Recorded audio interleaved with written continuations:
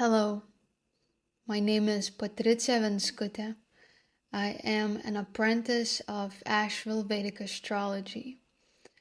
This is my last video seminar, a continuation of the deep exploration of Rashis. With this video, I will not only continue but conclude my exploration. So therefore, this video will be about the last 4 Rashis: Sagittarius, Capricorn, Aquarius, and Pisces. To have a foundation for my exploration, I will be using the descriptions from Brihat Parasara Hora Sastra. So this is my last video seminar called Rashis based on Parāśara, about Sagittarius, Capricorn, Aquarius, and Pisces. Let's jump right into it.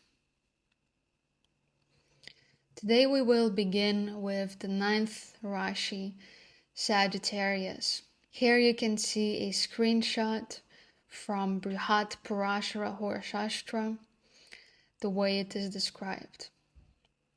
What we will do, as always, just like in the previous seminars, I will take each sentence from the description and analyze separately. So let's begin with the first sentence from the description. The sign Sagittarius is lorded by Jupiter. And the first thing I want to mention is that Jupiter in Sanskrit language is often referred as Guru.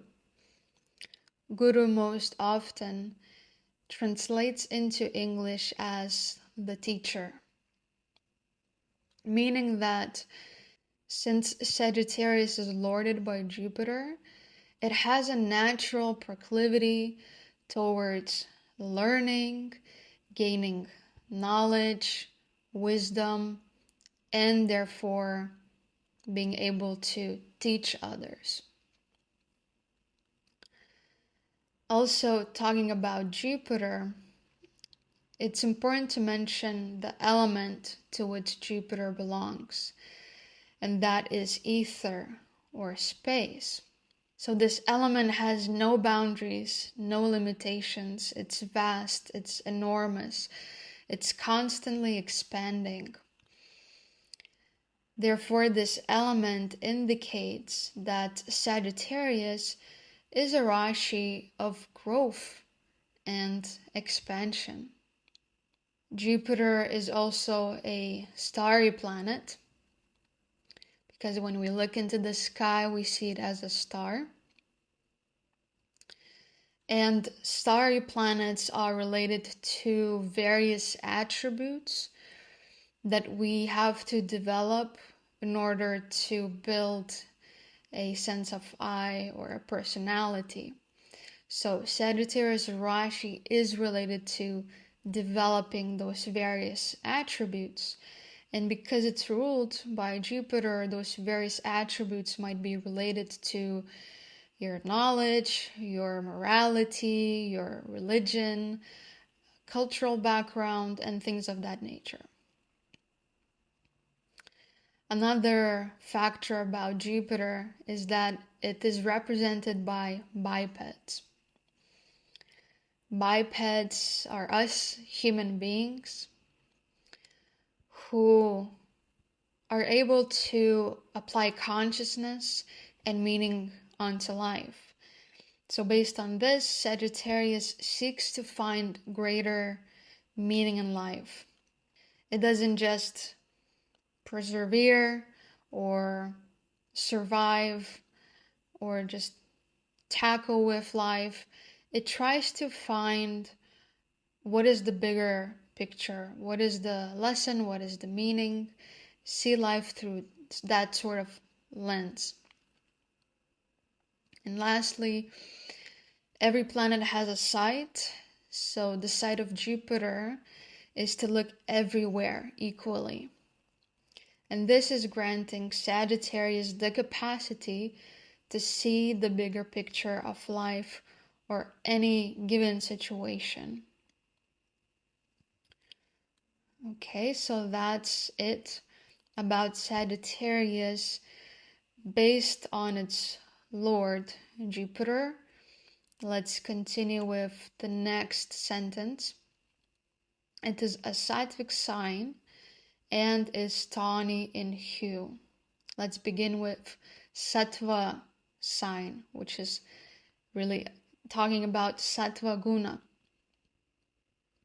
So guna is a Sanskrit word which talks about a certain quality of action or motivation of action. So sattva guna represents a quality or motivation of action that is rooted in balance, harmony, goodness, purity, divine inspiration, thoughtfulness, and freedom from any attachments. So all of these qualities of action are related to Sagittarius sign. This is how Sagittarius sign is acting. These are the motivations from which Sagittarius is acting. Now the other part of the sentence, tawny in hue. So tawny or orange in clear psychology is associated with enthusiasm, excitement, brightness, happiness, and the quality of being energizing. Okay, so Sagittarius will be like that. Also, a 2018 study published in the journal Frontiers in Psychology found that orange was seen as an exciting color that could increase energy levels.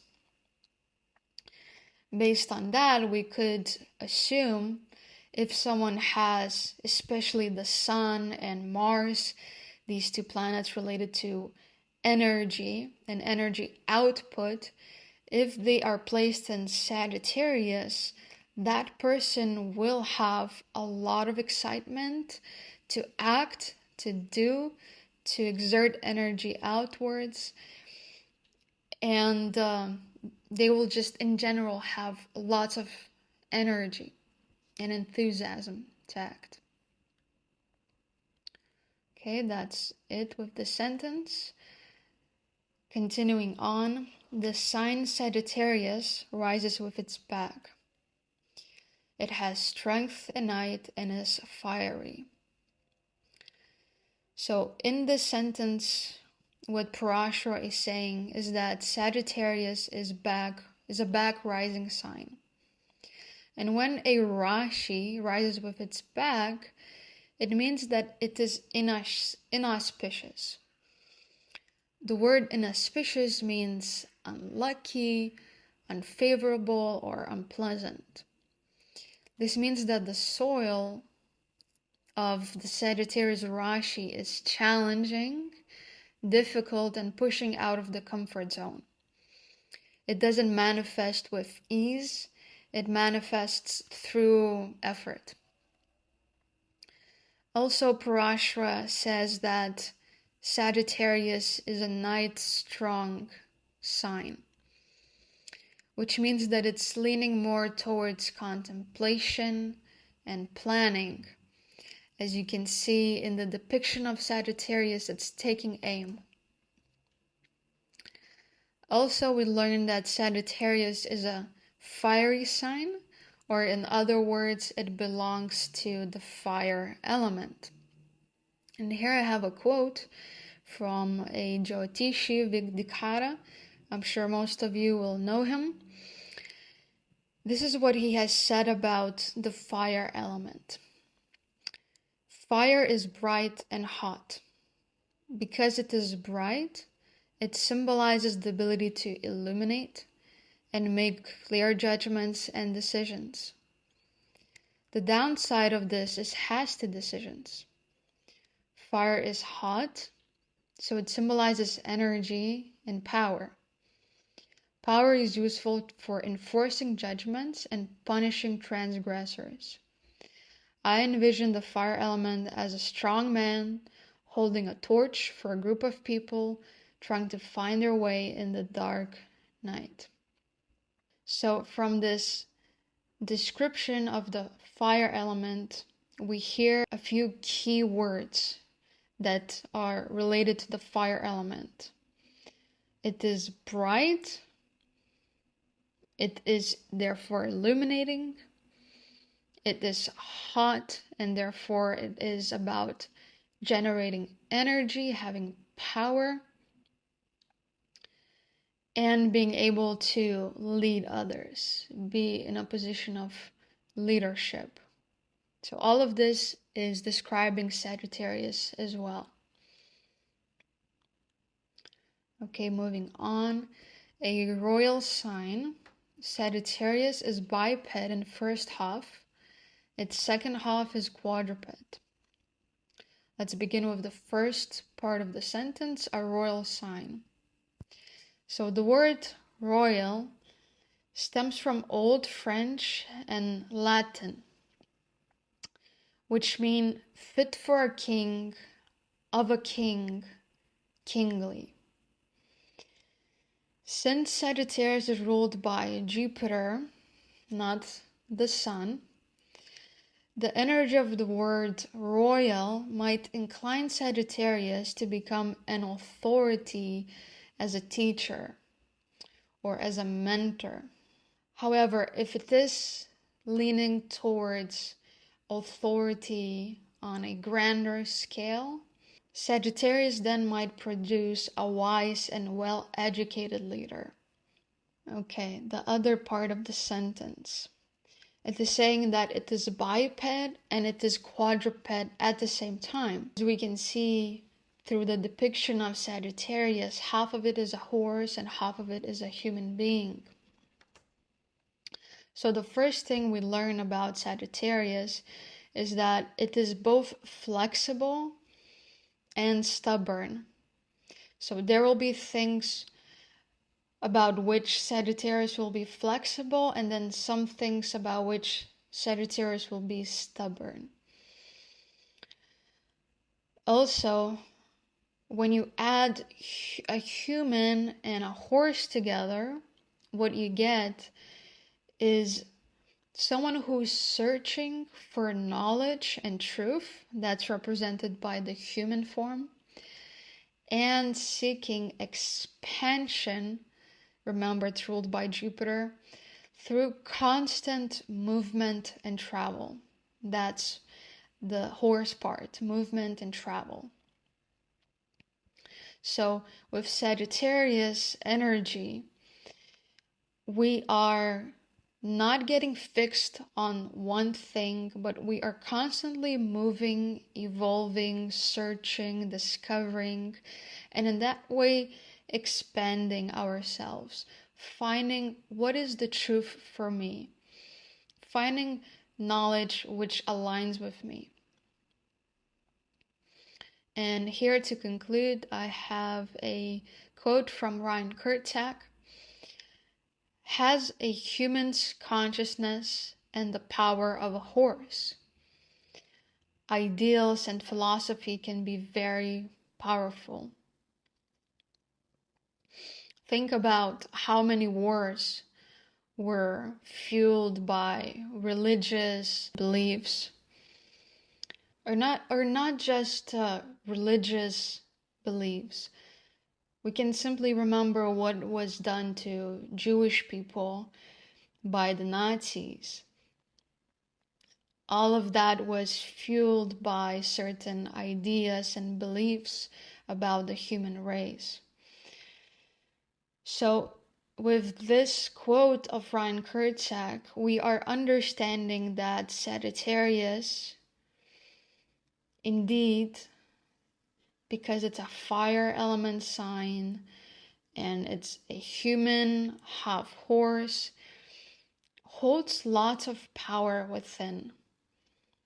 Many great or not great things can be done if one taps into the energy of Sagittarius. Next, it has an even build and adores an arch. An even build. This is saying that Sagittarius gives a balanced or medium body, or can make a body part even based on its placement in the birth chart. Now, the other part of the sentence adores an arch. Let's dive deeper into the word adore. This is what I love to do, dive deeper into the words, because diving deeper into the words reveals much more than just looking at the word as it is. So the word adore stems from Latin and means to worship or to honor very highly. An arch can be perceived through many perspectives. For instance, an arch can be a tool for defense and fighting, or even hunting. Okay, so Sagittarius will approach these things with lots of honor and dedication. Also, an arch can be a part of a sport or discipline. This is giving an insight that Sagittarius is linked to sports, or sports that are related to fighting, defense, like martial arts, which are also perceived as a discipline.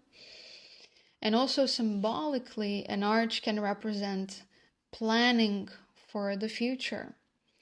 As Ryan Kurczak has said, how do we approach our goals? How do we plan for the future? He was saying that Sagittarius can reveal the answers to these questions. In addition, an arch in the ancient Hindu epics of Ramayana and Mahabharata is symbolic of strength and perseverance, as well as concentration and a sharp mind. And here's another quote from Ryan Kurczak, which connects with this. Your sitting position of meditation is like a bow. The aiming arrow is like the focus and aimed energy. So from this, we are learning that Sagittarius can be sharp, concentrated, focused on the things that it is planning, on the things that it is aiming on. And then in general, Sagittarius is almost like teaching us that, first of all, it's important to set an eye on something, plan for it, aim for it. And then as you do so, have concentration, have focus if you want to accomplish it. Okay, next up, it resides in the east, resorts to land, and is splendorous. Let's begin with the east. As the sun rises in the east, it sheds light on the world, illuminating darkness of the night. Sagittarius linked to the east could be interpreted as the quest for truth, higher knowledge, spiritual aspiration, or an ideal. In essence, all of this speaks of the illumination of the mind or consciousness. Now, Sagittarius also resorts to land. And Ryan Kurczak has said about Sagittarius, living in the world, not an escapist. So even though the sign is connected to spiritual aspirations, spiritual fields, avenues of exploration, at the same time, this is a sign that doesn't try to escape through all of this, but to use it, implement it into this world as a philosophy, as a belief system, again, to have a greater meaning for this life, or have more inspiration to do something great in this life. And Parāśara also states that Sagittarius is splendorous. Now, splendorous stems from Latin splendere, which means to be bright. When someone says they, she, he is a bright person, what is meant to express is that the person is intelligent, knowledgeable, well experienced, open-minded, curious, and brightly thinking, or positive, optimistic. So all of these different words are describing Sagittarius, the nature of Sagittarius. To be intelligent, knowledgeable, well experienced, open-minded, curious, and thinking in a bright way. Okay, so we just concluded about Sagittarius, but before jumping into the next Rashi, let's look at the summary of Sagittarius Rashi. So Sagittarius embodies growth, higher knowledge, and the quest for meaning. Its human horse form symbolizes a powerful blend of intellect and primal instinct that influences the focus towards illumination. With the fire element and sattva guna, Sagittarius has the ability to see the bigger picture clearly, make wise decisions, and act from purity and inspiration, though it may sometimes struggle with impatience or hasty actions. As a night strong and back rising sign, Sagittarius pushes individuals to go out of their comfort zone, fostering resilience, concentration, and a disciplined pursuit of goals, qualities reflected in its love for the arch as a symbol for aiming and focus. Lastly, Sagittarian energy is bright and linked with leadership, teaching, and wisdom. While driven by ideals and philosophical depth, it remains grounded in the real world experience. Okay, so that's all about Sagittarius, based on the description from Brihat Parasara Hora Sastra. Let's move on to the 10th Rashi, Capricorn. Here again, you can see the screenshot from Brihat Parasara Hora Sastra. We will do the same thing, dissect into separate sentences. And let's begin with the first one. Capricorn is lorded by Saturn and has predominance of Tamaguna. So let's go through a few fundamental factors about Saturn, and through that we will understand Capricorn. So Saturn represents the serving caste. Thus Capricorn is a Rashi of service. Also, Saturn looks down, which means that it focuses on the physical plane and on the problems. So this means that Capricorn is of service, and that service is related to the physical plane, and especially on the problems of the physical plane, solving them, dealing with them. Moreover, the form of Saturn is represented by quadrupeds, meaning that it is about facing the challenge of survival and dealing with hardships. So with Sagittarius, we learn that its approach to life is to find a greater picture, meaning. But with Capricorn, that stops existing, and it's about pure survival, facing the challenge, facing the difficulties, and pushing through. Also, Saturn is a dry planet, thus it doesn't give or care about comfort. It likes things to be natural as they are. Capricorn likes things to be natural. Furthermore, it is not pleasing or soothing, but straightforward, raw, and focused on work. So Capricorn is like that. Lastly, Parāśara states that Capricorn is predominant in Tamaguna. Here we see another guna, or quality of action. And tamas means darkness, gloom, dullness, when you translate it from Sanskrit into English. So with this in mind, the quality of action of tamas guna is based on the need to fix and improve things, because the mind focuses on negativity and problems. So this is like another layer that indicates Capricorn to be Rashi, built to focus on problems, on issues, on things that need to be fixed,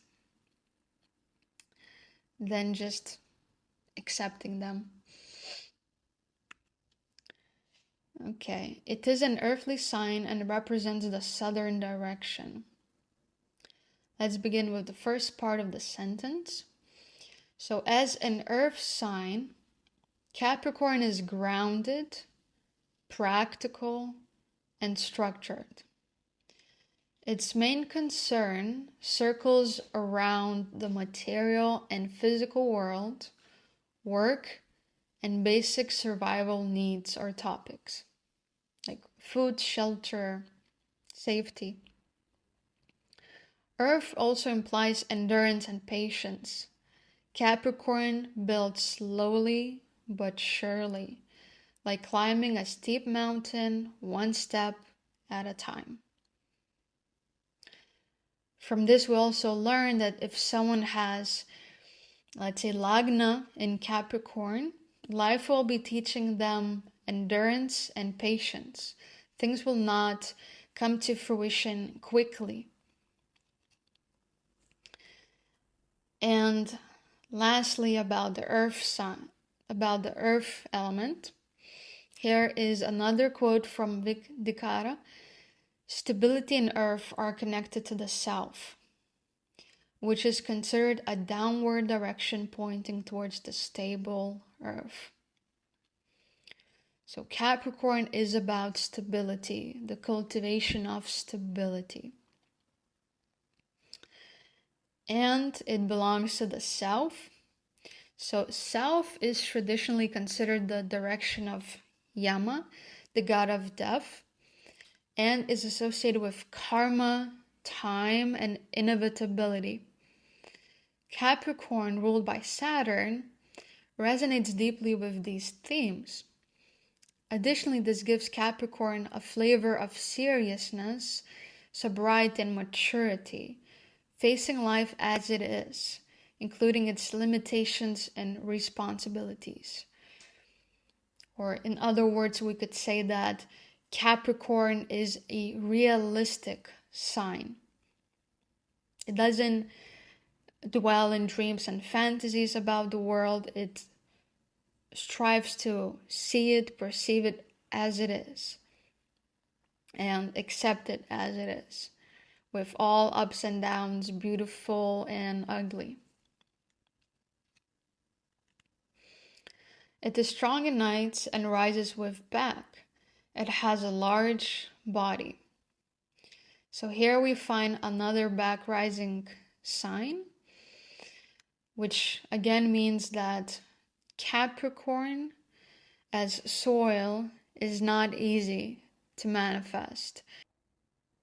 It is also a night strong sign. This means the energy of Capricorn is leaning more towards passivity and planning.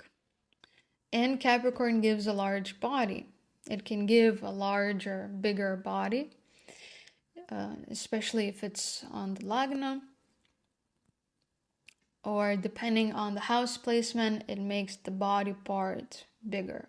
For example, Capricorn in the 3rd house might produce bigger hands or arms. Also, a larger body typically is built on robust bones that take longer to deteriorate due to age. So this is another insight about the stamina, the resilience, the perseverance of Capricorn Rashi. Its complexion is variegated and it resorts to both forests and lands. The word variegated this means diverse, mixed, or even complex. Capricorn Rashi is represented by a diverse and complex creature that is half a goat or a deer and half a fish. It symbolizes a blending of earthly pragmatism with emotional or spiritual depth. Someone who can navigate both material and inner worlds. Additionally, its variegated complexion may also speak to the ability to wear many roles or adapt to varied social, professional, and emotional terrains. Now, the forest part, it represents the internal, contemplative aspect of Capricorn Rashi, who endures solitude, discipline, and silence. And the land represents the outward and physical aspect of Capricorn that is focused on building careers, structure, systems, and authority in the world. Its first half is quadruped and second half footless, moving in water. Let's begin with the first half of the body, quadruped. Capricorn Rashi is related to the consciousness of an animal, which is instinctual, primal, raw, simple, rough, enduring, and strong. In addition, the first half of Capricorn indicates that it is firmly standing on the ground and learning to be stable in the earthly realm. Along that, Capricorn teaches to be practical, simple, and humble, down to earth. Now, it's also footless, moving in water. Here is what Ryan Kurczak has said about this. Working on the ability to move through waters, mastery of one's emotional states. So the second half of Capricorn reveals it to be a sign of self-management and self-mastery, especially on the emotional level. Now, if you put all of it together, the whole body of Capricorn is saying that probably the greatest lesson of Capricorn is to cultivate a connection between the outer energy that goes and does things in the physical sphere with the internal energy that ebbs and flows like water, learning how to manage and master both sides.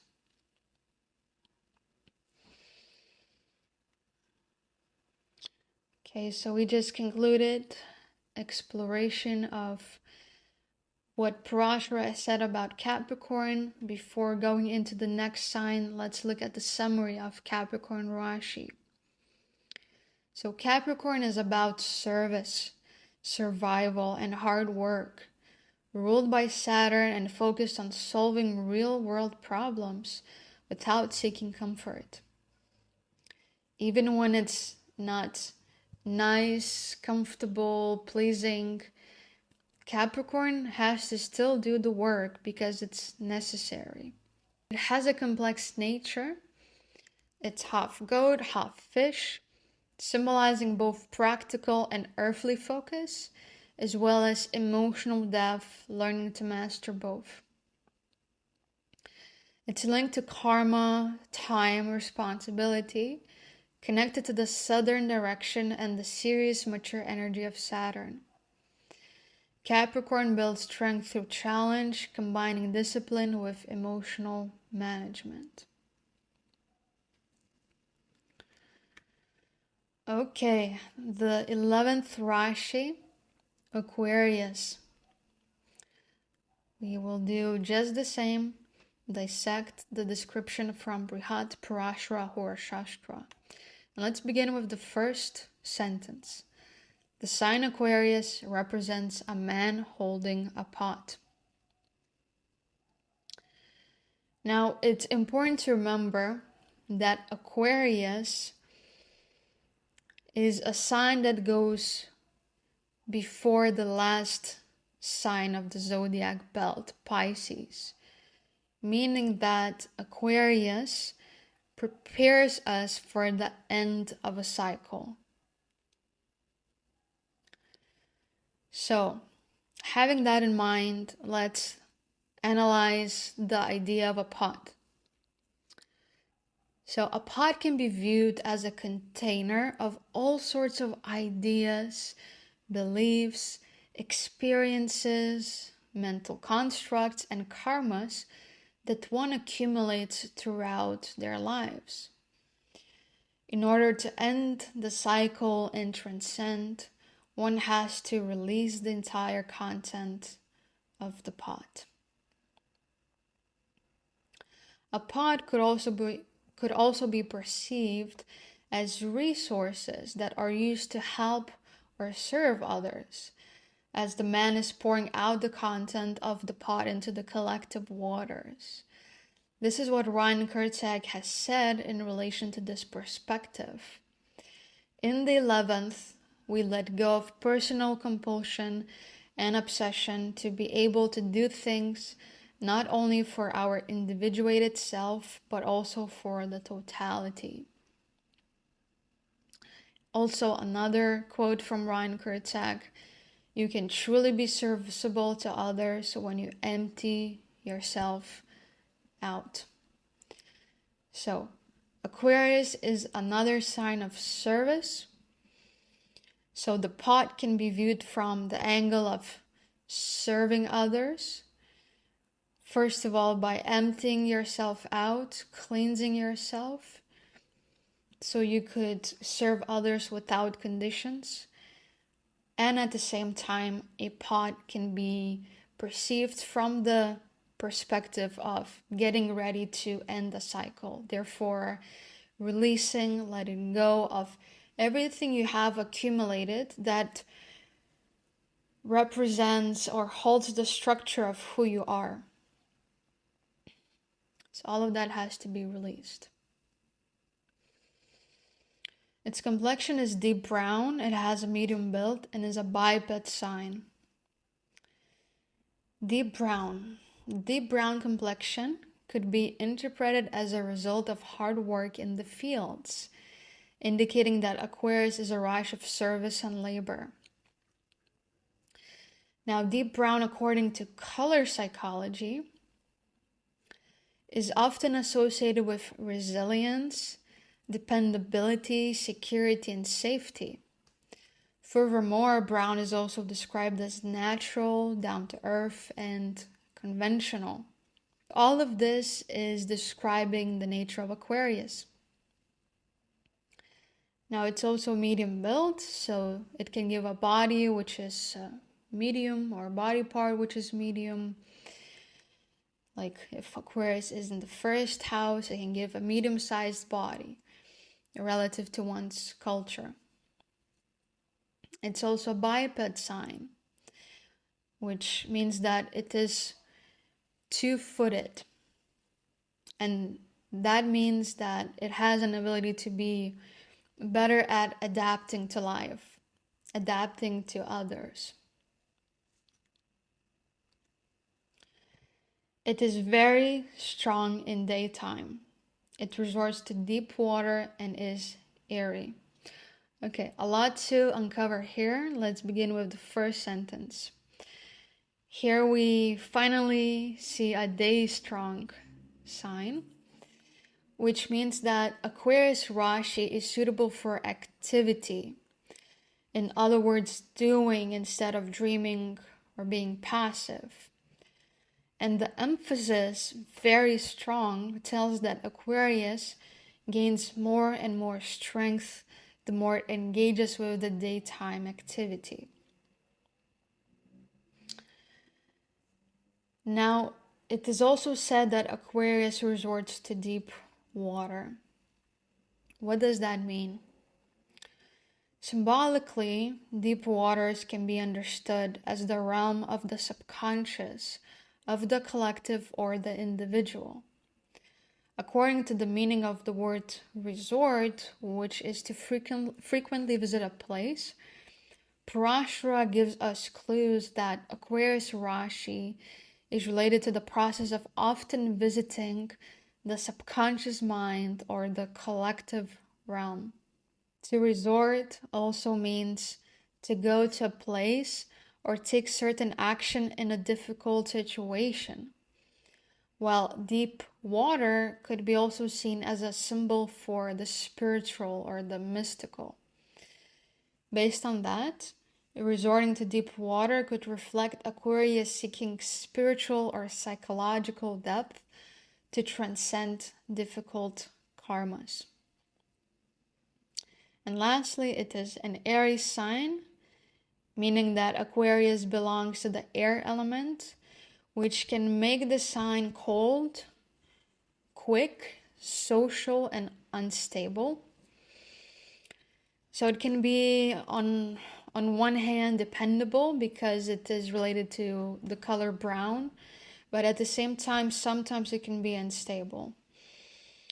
Moreover, the air element increases mental activities which can strengthen the thinking and analyzing processes, but also cause anxiety and internal restlessness. Here I want to pause for a second and remind of Capricorn. So Capricorn is related to the emotional body, mastering, managing the emotional body. Here with Aquarius, we are discovering that it is related to the mental sphere or the mental body and working with the mind, with the mental aspect of oneself, frequently going to the subconscious mind, analyzing what's there to gain a better understanding of oneself, but also the aim of Aquarius is to release that which is no longer needed, necessary.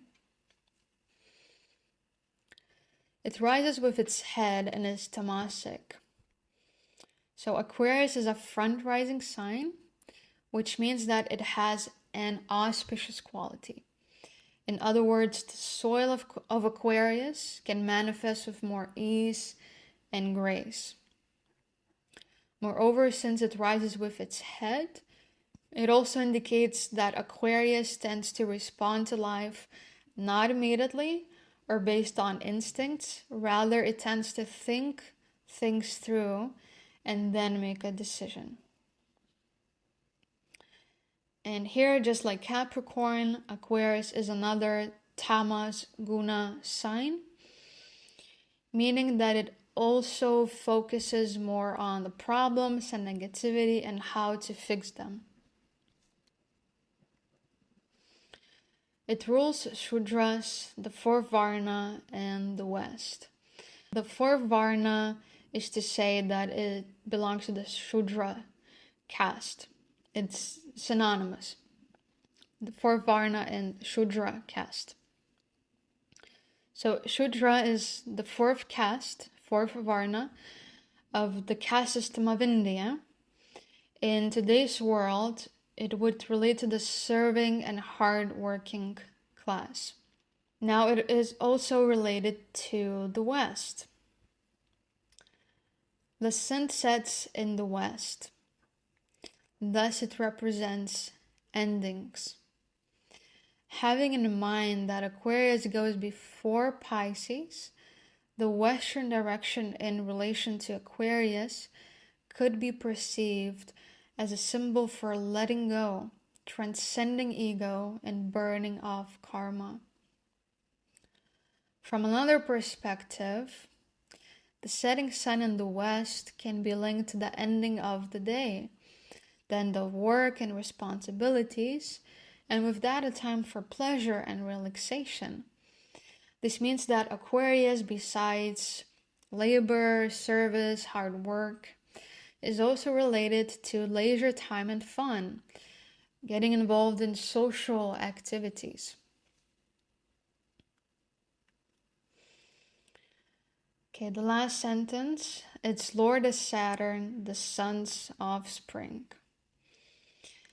Here I thought to introduce the myth of Saturn because Parāśara in this sentence is giving us sort of clues that we should be looking into the myth of Saturn, since it is the offspring of the sun.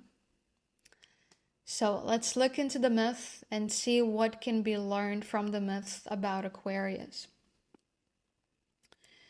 So the myth of Saturn goes like this. The sun was married to Sanya, the daughter of Vishvakarma.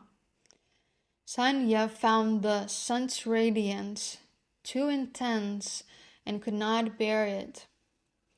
So she left, creating a shadow form of herself called Chaya, shadow, to take her place. Chaya, the shadow wife, lived with the sun as his consort, and from their union was born Saturn.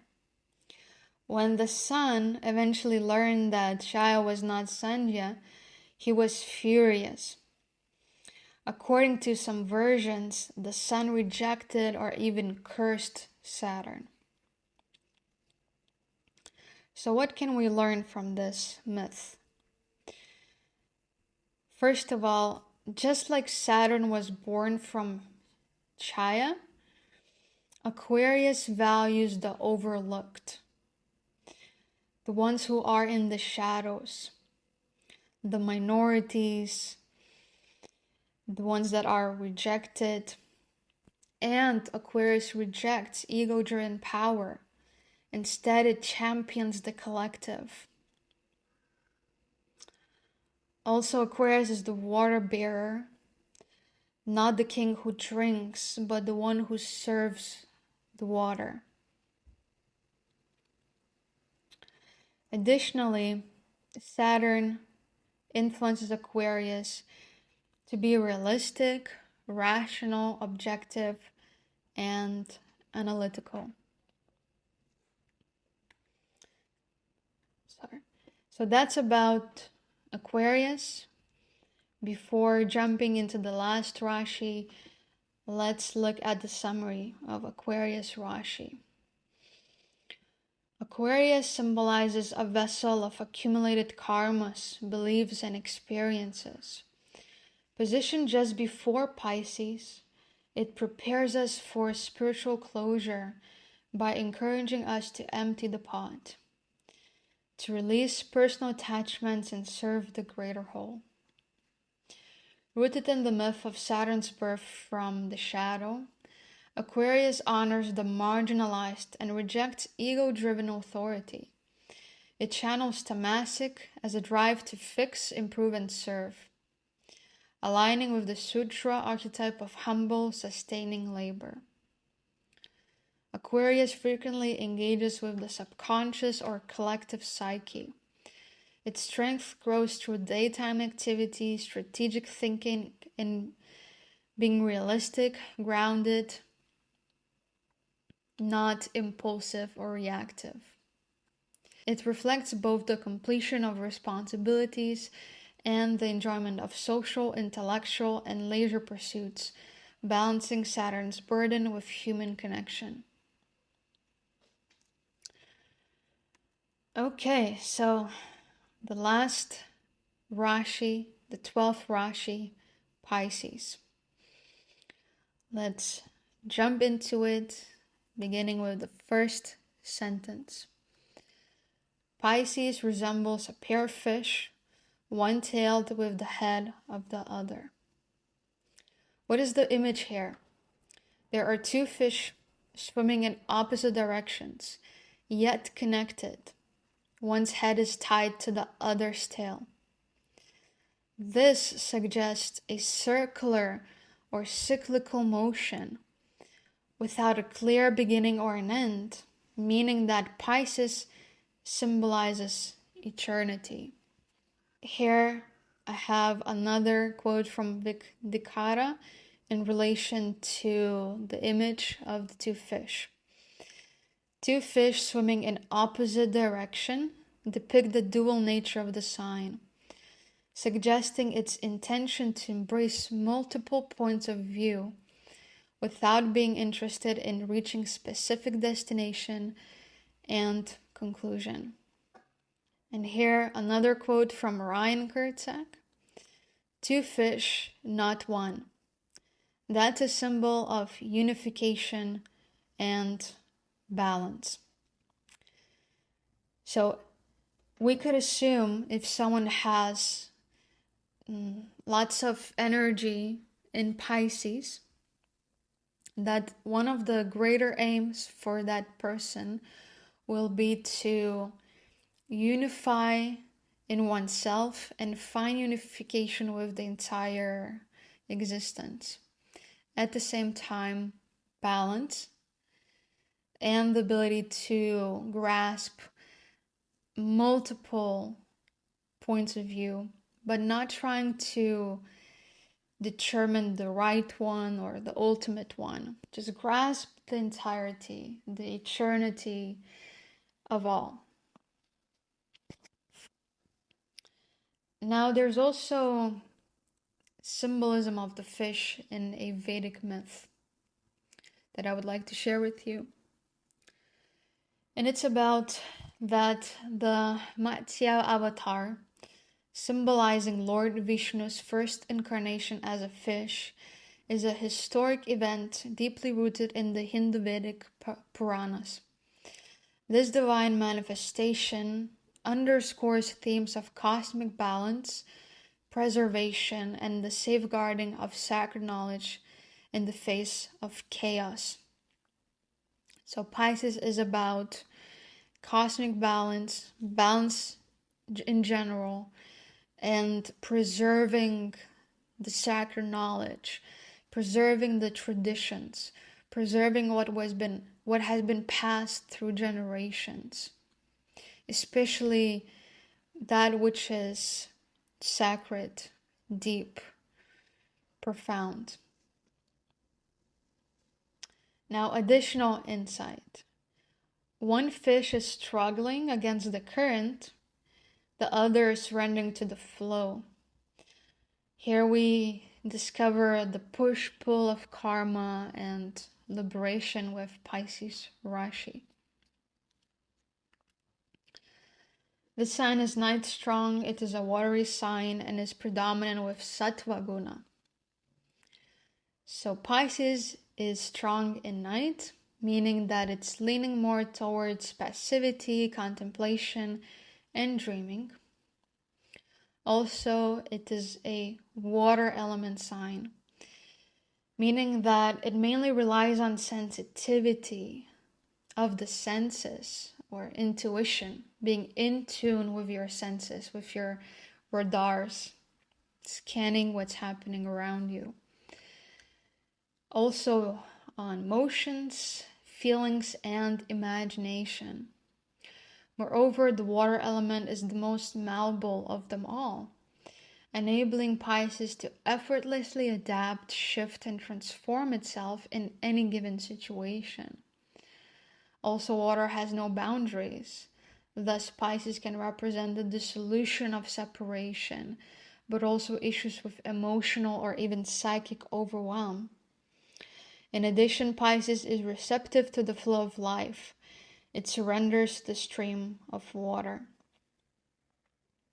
And Sattva Guna, it represents a quality or motivation of action that is rooted in balance, harmony, goodness, purity, divine inspiration, thoughtfulness, and freedom from any attachments. Because it is a water sign, because it is represented by the fish, I perceive Pisces as the sign that portrays Sattva Guna in its highest octave, which is the ability to completely surrender to the divine, realize that behind everything stands the divine, have absolute trust, and therefore allow oneself to be guided and just flow with the stream. Okay, it denotes resoluteness and is a water resorter. Let's begin with it denotes resoluteness. And here again, let's dive deeper into the word denotes. The word denote stems from Latin denotare, which means mark off from others, identify by a mark, or be a sign or symptom of something.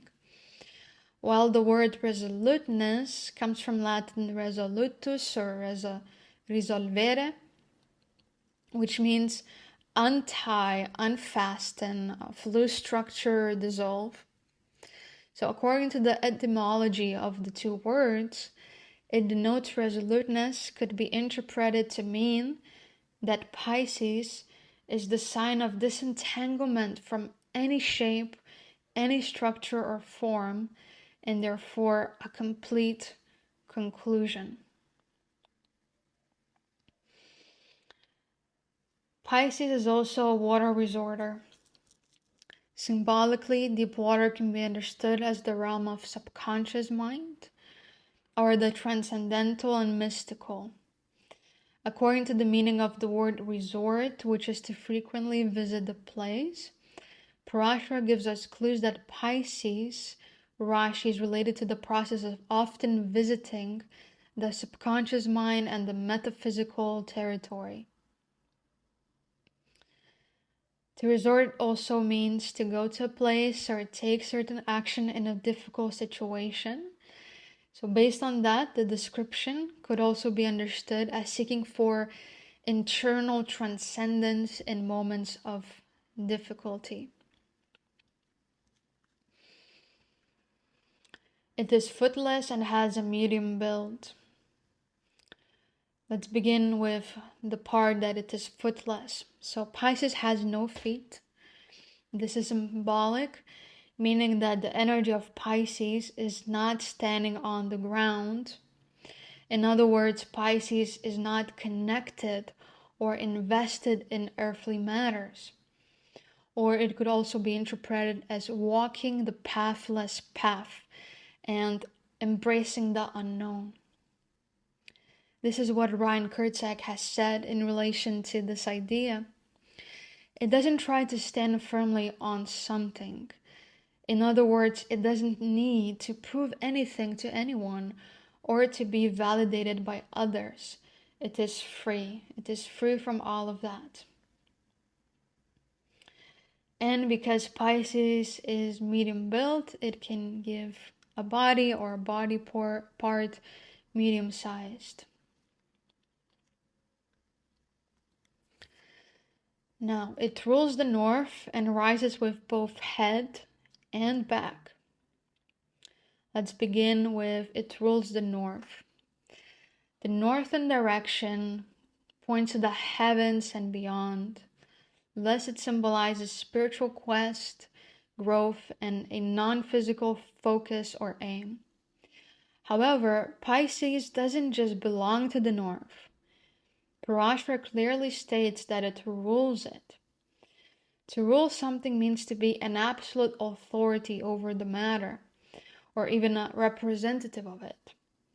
Based on that, it rules the north can be interpreted to mean that Pisces is the Rashi that most represents and carries the energy of the northern direction. So it's a sign that mostly represents spiritual quest, growth and focusing on that which is not physical. And it is both front and back rising, which means that Pisces is both auspicious and inauspicious. It can present both challenges and also grant grace and ease. Lastly, it is ruled by Jupiter. Here again, just like with Sagittarius, we will go through the same factors that are related to Jupiter. So Jupiter in Sanskrit is called Guru, which most often is translated as the teacher, meaning that Pisces is another sign which is related to learning as much as possible, like we learned previously, grasping as many points as possible, accumulating wisdom and knowledge, and therefore then being able to teach others. The element of Jupiter is ether or space. So just like Sagittarius, Pisces is about growth, is about expansion. Also, Jupiter is a starry planet. So with Pisces, we see that there will be certain attributes that we will be developing. Again, these will be mostly related to one's knowledge, to one's spiritual maturity, things of that nature. Jupiter is represented by bipeds. Based on this, Pisces seeks to find greater meaning in life. And because the side of Jupiter is to look everywhere, Pisces has the capacity to see the bigger picture of life or any given situation. Okay, so we just went through all of the description. Now let's look at the summary of Pisces Rashi. Pisces symbolizes the endless cycle of life, dissolving boundaries and attachments through surrender and spiritual flow. The two fish reflect inner duality, struggle and surrender, while Pisces navigates life through emotion, imagination, and deep sensitivity. Ruled by Jupiter and the North, Pisces represents transcendence, higher wisdom, and detachment from earthly concerns. Mutable and watery, Pisces adapts easily but holds deep water for transformation, guided by feelings and inner vision. So that's it. We have reached the end of the exploration of the four Rashis: Sagittarius, Capricorn, Aquarius, and Pisces. And we have reached the conclusion of the exploration of the entire circle of the Rashis. By no means, of course, my interpretations, my explorations are complete and absolute. These are just perspectives, possible perspectives, certain angles from which I am seeing these signs. Even I don't see it only through these specific interpretations. I can't put everything into a 1-hour video seminar, but I feel that I have added a good amount. I hope that this will be insightful for you. Thank you so much for watching, for staying with me throughout all of the series, and I hope to see you another time.